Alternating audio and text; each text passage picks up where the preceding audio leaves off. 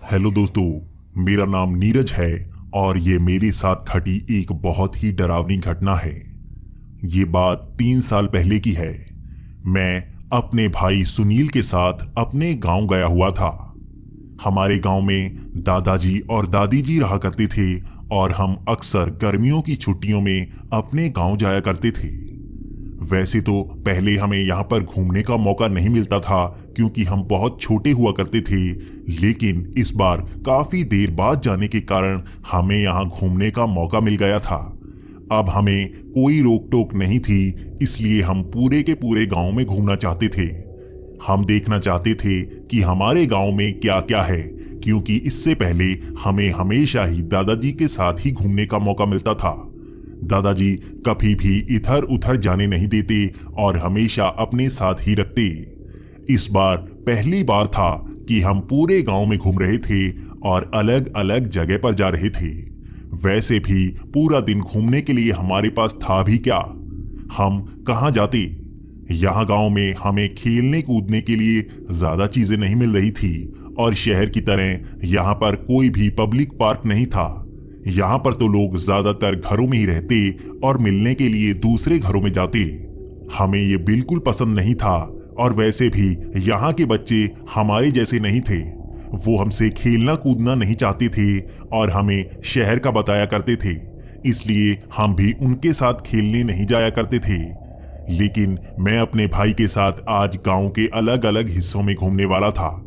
पहले हम गांव के एक मंदिर में गए जो बहुत ही अच्छा था।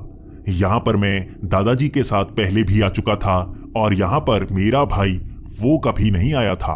उसके लिए ये पहली बार था। वो तो यही कह रहा था कि ये कितना सुंदर मंदिर है, मैं यहाँ पर पहले कभी नहीं आया। मंदिर को देखने के बाद हम उसके पीछे वाले पीपल के पेड़ों के पास चले गए। वहां पर बहुत सारे पेड़ लगे हुए थे। खास तौर पर वहां पर पीपल के पेड़ और बरगद के पेड़ लगे हुए थे। यहाँ पर बहुत ही अच्छे अच्छे झूले बने हुए थे जहाँ पर हमने बहुत सारी मस्ती की। यहाँ पर तो धूप नीचे तक नहीं पहुँचती। बरगद के पेड़ इस तरह से घर सा बना लेते हैं कि आप उसके नीचे रह तक सकते हैं। ये हमारे लिए एक अच्छा सा अनुभव था।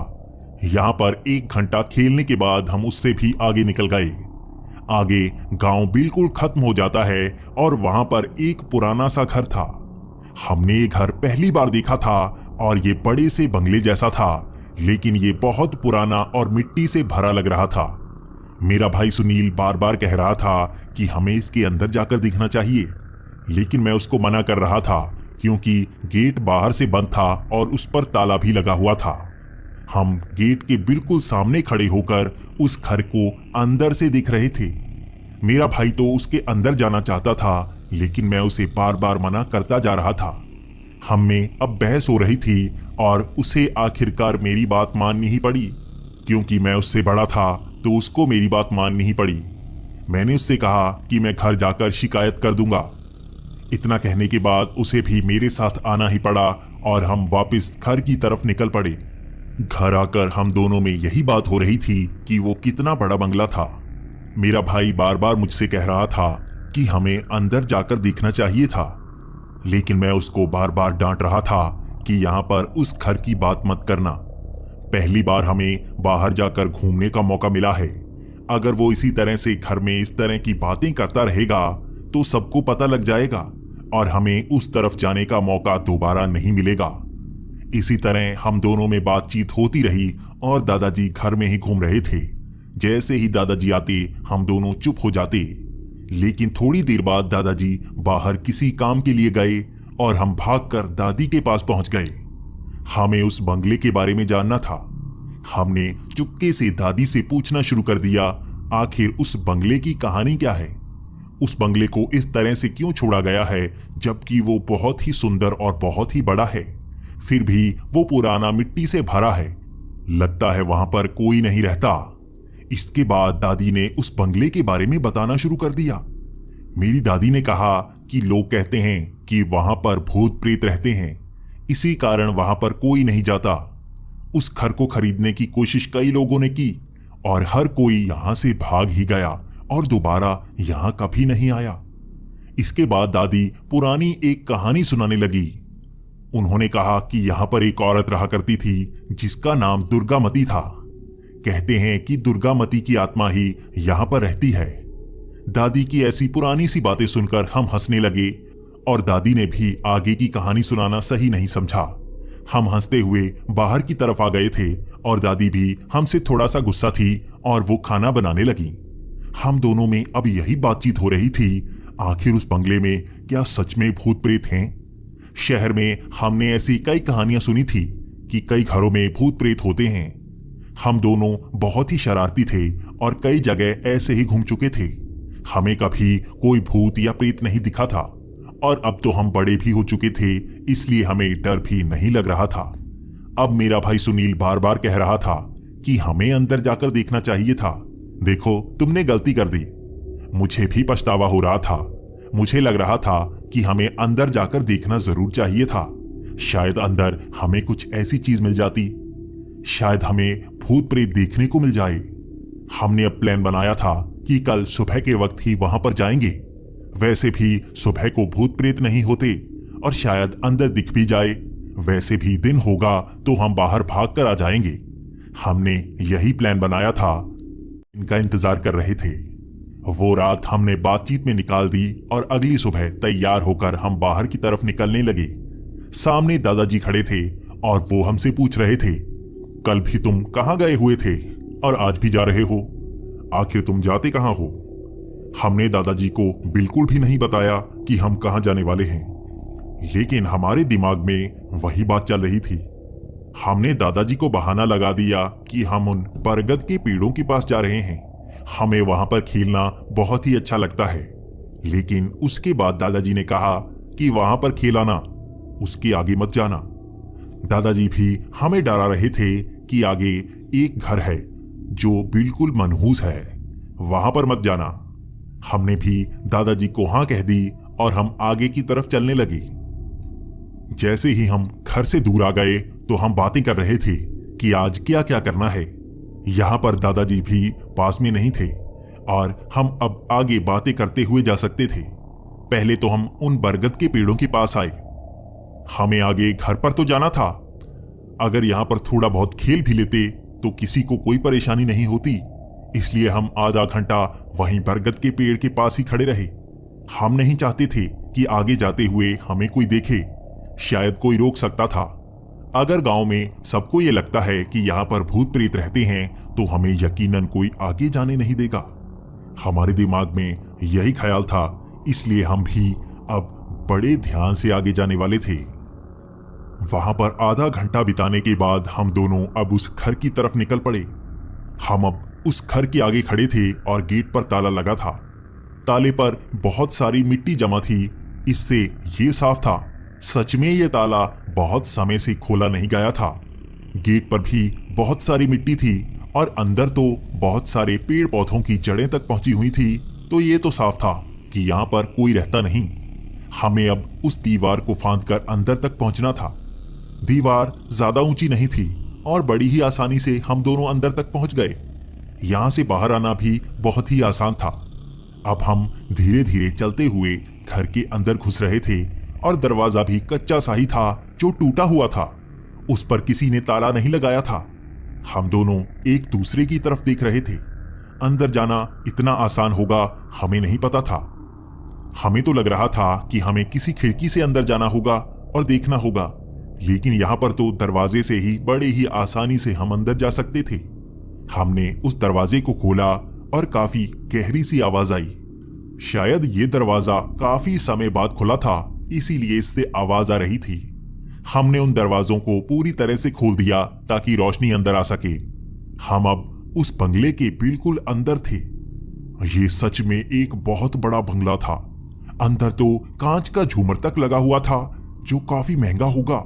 हमने तो शहरों के महंगे घरों में भी ऐसा झूमर नहीं देखा। अगर किसी ने इस बंगले को छोड़ा भी होगा तो ऐसे झूमर को कोई कैसे छोड़ गया? ये तो लाखों का झूमर लग रहा था।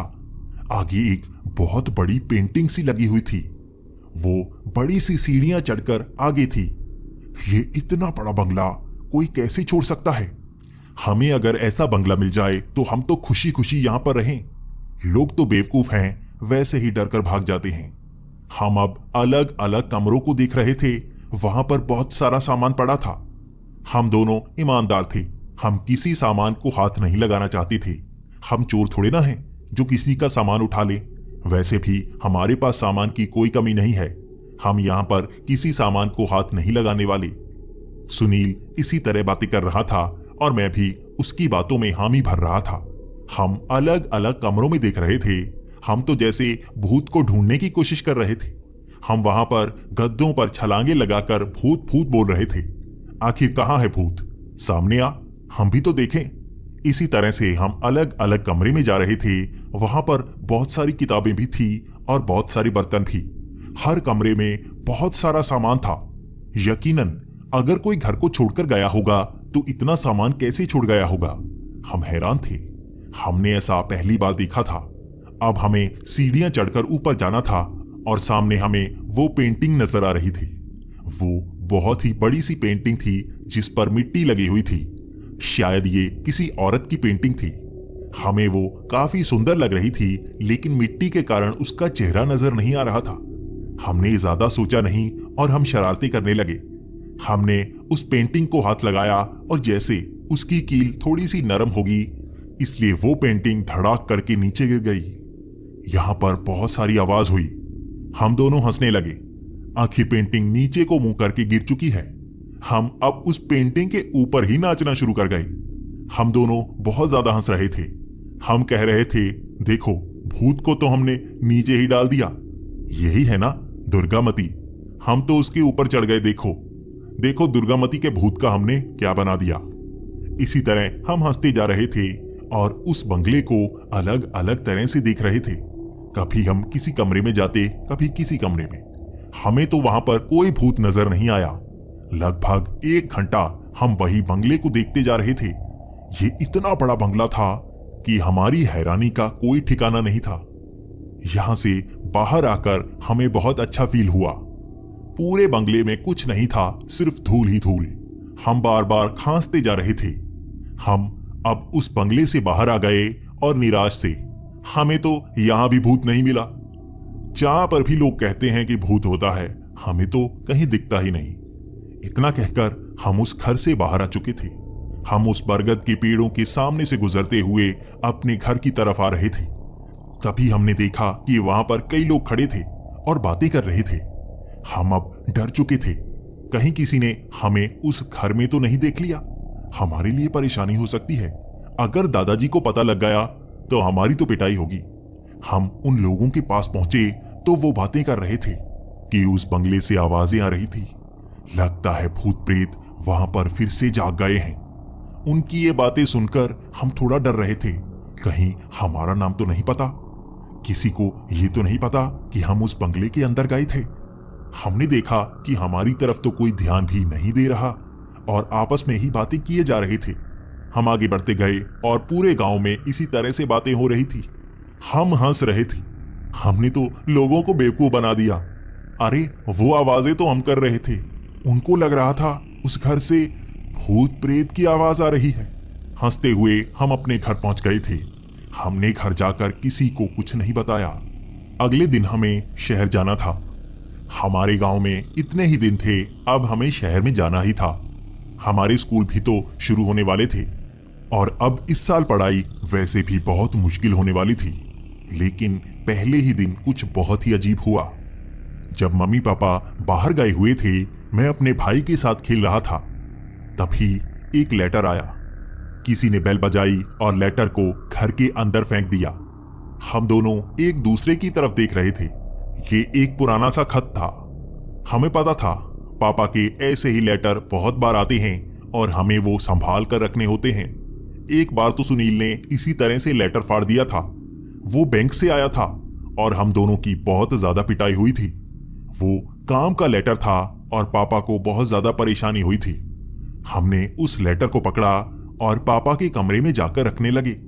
तभी सुनील ने बोला, इस पर तो मेरा नाम है, ये मेरे नाम पर आया है।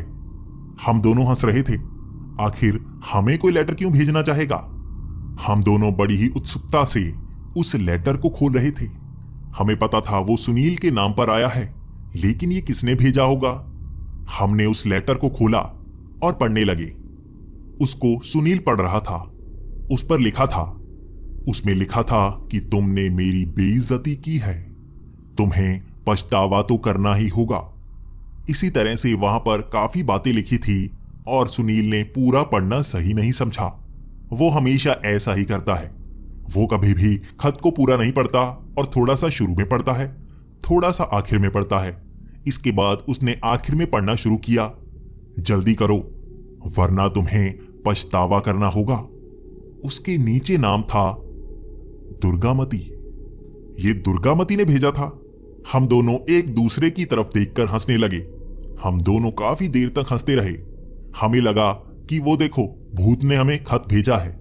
उसको सामने आने की हिम्मत नहीं है, देखो खत से डरा रहा है। हम दोनों काफी देर तक हंसते रहे, लेकिन उसके बाद सुनील ने उस खत को फाड़कर जला दिया। मैं उसको बोल रहा था, आखिर पढ़ तो लो, उस खत में है क्या, तभी तो पता लगेगा। तुमने तो उस खत को ही फाड़ दिया है। सुनील बार बार हंसता जा रहा था और कह रहा था, बेवकूफ भूत बस खत लिखकर ही डराता है। इतना कहने के बाद हम हंसते रहे और बाद में जैसे ही पापा घर आए, हम बाहर घूमने चले गए। वो शाम मुझे आज तक याद है। हम खेलने के बाद जैसे ही वापस आए, हमें अब खाना खाकर सोना था। हम जैसे ही बेड के पास आए तो सुनील एकदम से डर गया। उसने कहा, बेड पर कौन लेटा हुआ है? ये काली सी परछाई है।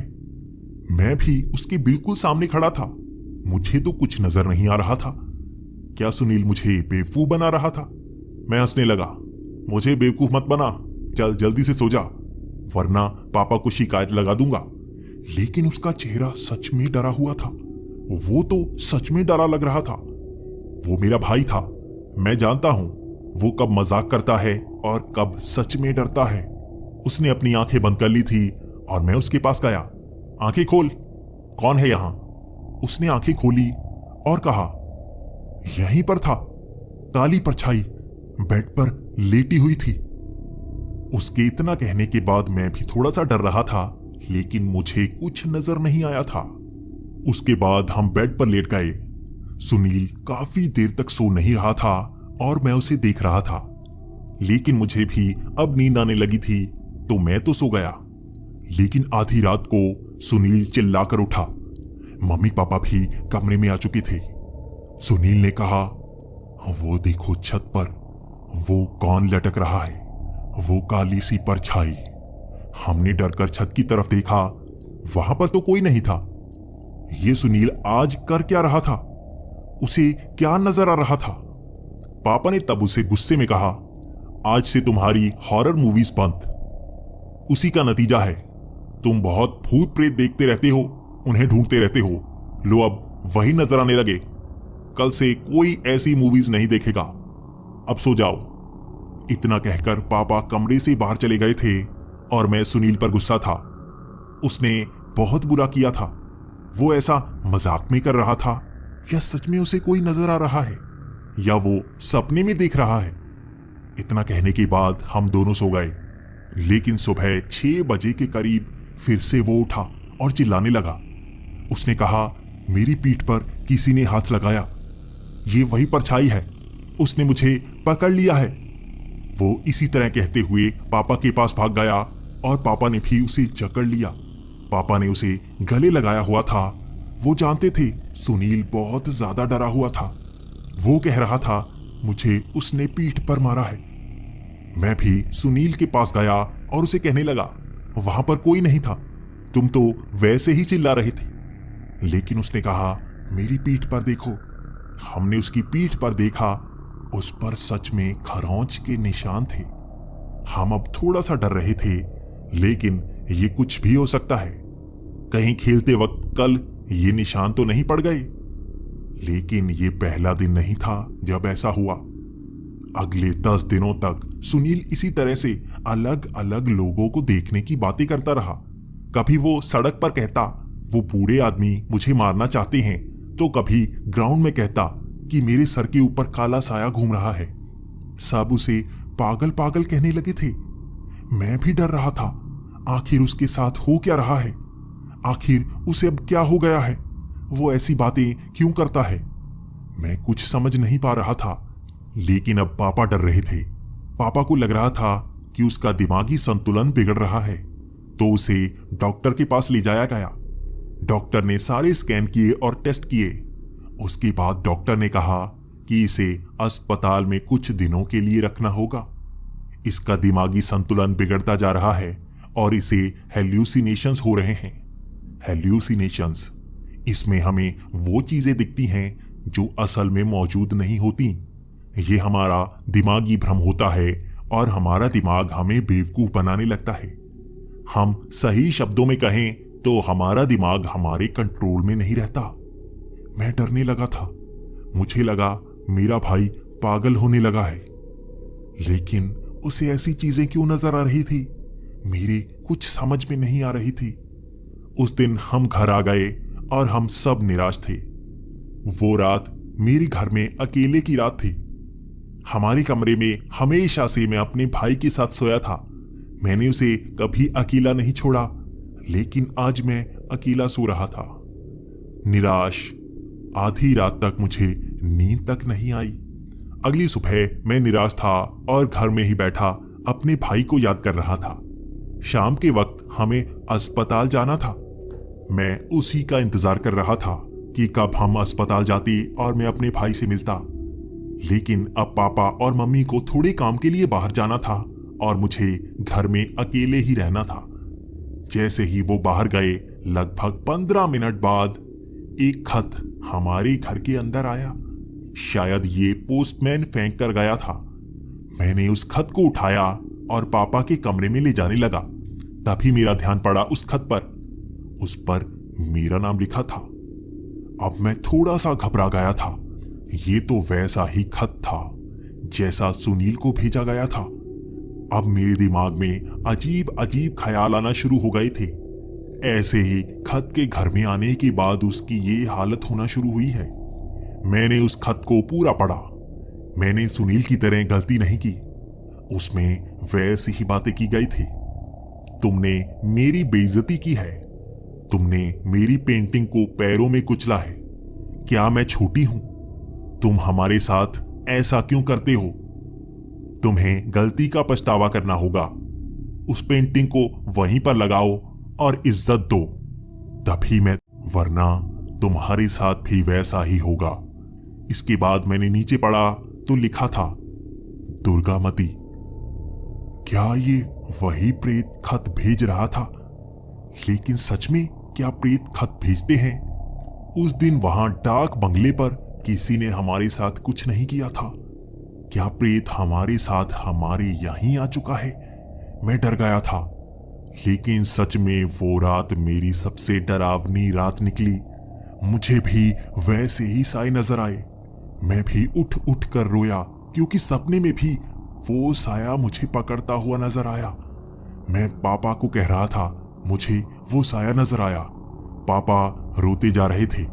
वो कह रहे थे, तुम्हारे दिमाग को भी क्या हो गया है?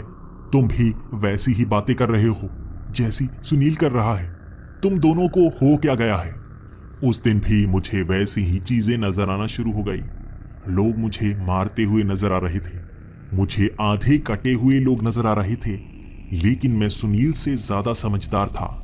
मैं इसे भ्रम नहीं मान रहा था। मुझे पता था ये आर पार की लड़ाई है। मुझे पापा को सब बताना ही होगा। जब हम घर वापस आ गए तो मैंने पापा को सब कुछ बता दिया। मैंने पापा को कहा कि हम उस डाक बंगले पर गए थे। वहां पर हमें एक पेंटिंग दिखी थी। हमने उसे हाथ लगाया, वो नीचे गिर गई और हम उसके ऊपर ही खेलना शुरू कर गए। हमने उसको बहुत सारे पैर लगाए। उसके बाद एक खत आया था जो सुनील के नाम था। उस पर ऐसा कुछ लिखा था। आज मुझे भी वैसा ही खत मिला है। पापा घबरा गए थे। वो उस डाक बंगले के बारे में जानते थे और वो गुस्से में कह रहे थे, तुम्हें वहां पर नहीं जाना चाहिए था। तुमने इतनी बड़ी गलती कर दी और किसी को बताया तक नहीं। तुम्हारी ये गलती बहुत नुकसान पहुंचा सकती है। ऐसी गलती तुमने की क्यों? पापा बहुत ज्यादा गुस्सा थे और वो इतने गुस्से में मुझे कभी नजर नहीं आए थे। इसके बाद पापा कह रहे थे, हमें उस गांव में जाना होगा। मैं भी पापा की बात से सहमत था। मैं जानता था खत में क्या लिखा है और हमें क्या करना चाहिए, लेकिन पापा को उस डाक बंगले के बारे में पूरा नहीं पता था, क्योंकि पापा ज्यादातर शहर में ही रहे थे। वो यहीं पर पड़े थे और गांव कम ही गए थे। हमें अब गांव जाना था और दादाजी से बात करनी थी। हम अगले ही दिन गांव पहुंच भी गए और पहले वाला दिन बहुत ही मुश्किल से मैंने निकाला था। घर में मुझे हर जगह वो काला साया नजर आया। वो मुझे दिखता ही जा रहा था और मैं डरता ही जा रहा था। हम जैसे ही दादाजी के गांव पहुंचे, दादाजी को सब बताया गया। तब दादाजी ने पूरी कहानी बताना शुरू की। दादाजी ने कहा कि बहुत सालों पहले इस बंगले में दुर्गामती रहा करती थी। उसके पति की मौत हो गई थी।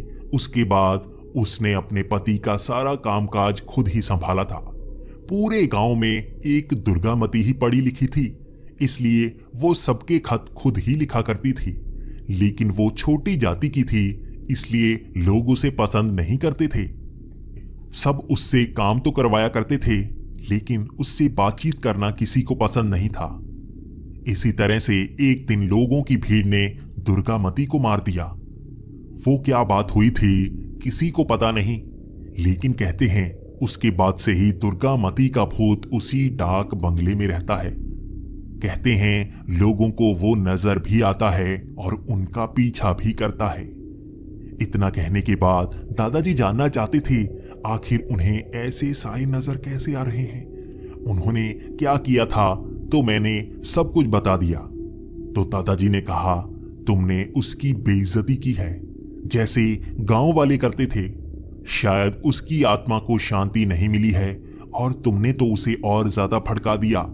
वो जिस चीज से चिढ़ा करती थी, तुमने भी तो वही किया है।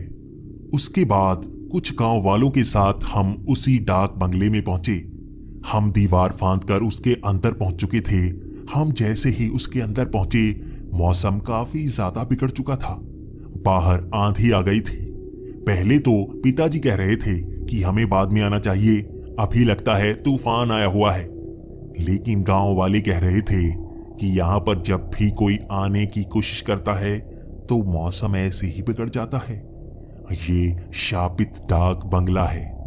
हम उस डाक बंगले के अंदर थे और दादाजी कहने लगे कि हमें उस पेंटिंग को साफ करके ऊपर ही लगाना होगा, लेकिन वो कील टूट चुकी थी। शायद वो बहुत पुरानी थी और जंग खा चुकी थी। वहां पर नई कील लगाई गई और उस पेंटिंग को वहीं पर लगाया गया।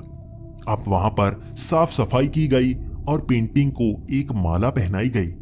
उसके नीचे थोड़े से फूल बिछाए गए।